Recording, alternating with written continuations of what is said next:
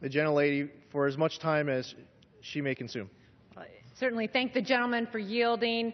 Appreciate your service, your leadership on behalf of the people of New York, and an advocate for making history moving forward for women. As we walk these halls of Congress, it's hard to miss the bronze and marble reminders of women who blazed the trail before us.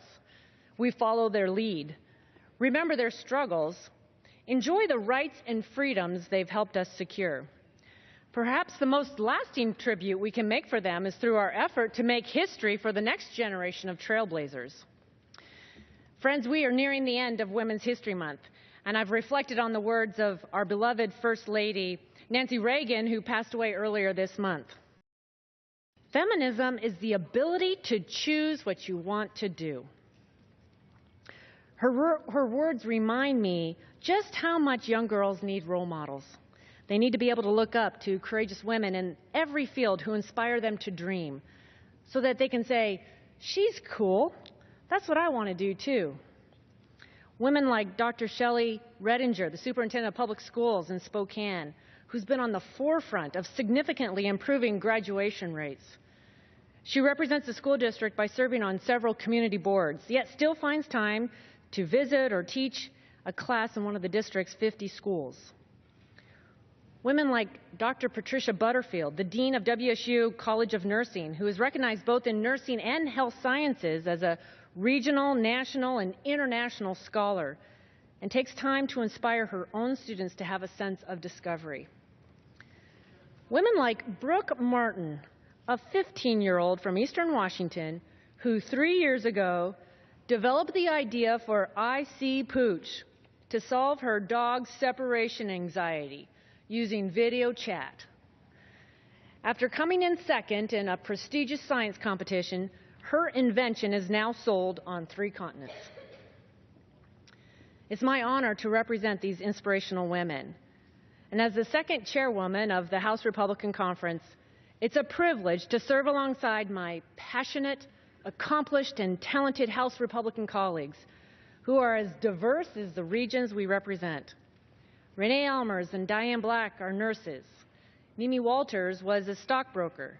Martha McSally was a colonel in the Air Force and the first female fighter pilot. Barbara Comstock juggled starting a family with completing law school before she became chief counsel of the House Government on Oversight and Government Reform. Susan Brooks, U.S. attorney in Indiana, prosecuting high-profile cases of mortgage fraud and online child exploitation. Virginia Fox was the first in her family to go to college, and she later earned a master's degree and doctorate in education and served as president of a community college. Kay Granger was the first woman to be elected mayor of Fort Worth and is the first and only Republican woman elected from Texas to the House of Representatives. Marsha Blackburn was the first woman to sell books door-to-door for Southwestern Company. After working her way up in the company, Marsha left to build a small business of her own. Vicki Hartzler was raised on the farm, served in the Missouri State House until taking time off after adopting her baby daughter, and then became the second Republican woman elected to Congress from Missouri.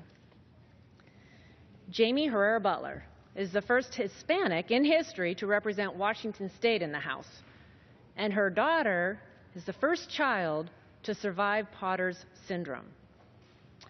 Len Jenkins was raised on a dairy farm, and she's a certified public accountant. Cynthia Lummis was the youngest woman elected to the Wyoming legislature. Candace Miller served as Michigan's first female Secretary of State. Kristi Noem left college early to run her family's ranch after her father died, but later earned her bachelor's degree in 2012 while serving in Congress. Martha Roby worked at a law firm, and she's one of the first 2 women elected to Congress from Alabama. Ileana Ros-Lehtinen is the first Cuban-American Latina elected to Congress. Ann Wagner was the United States ambassador to Luxembourg. Jackie Walorski wore many hats. She was a television reporter, a missionary, and even the executive director of her local society. Elise Stefanik, at 30, was the youngest woman ever elected to Congress. Mia Love is the first African-American Republican woman to serve in the House.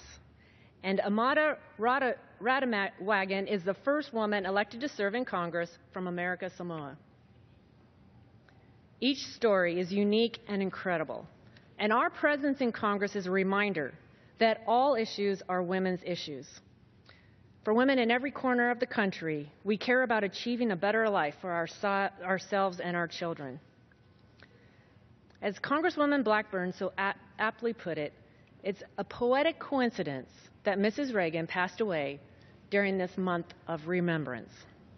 She will go down in history as one of the most influential and consequential first ladies in American history, and a permanent fixture in our memories. The onus is now on us, as women leaders, to show girls across this country that with hard work, they can achieve anything. No dream is too big and no goal too far-fetched.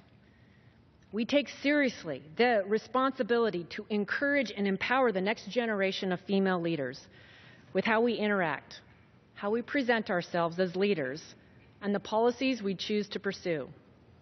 And that's why House Republicans are building an agenda to restore a confident America where every American feels secure in their lives and in their futures. Let's focus on a bright future for every American, every woman, to live courageously, follow their hearts, see potential in others, and be risk takers. And that's where women can keep making history for generations to come.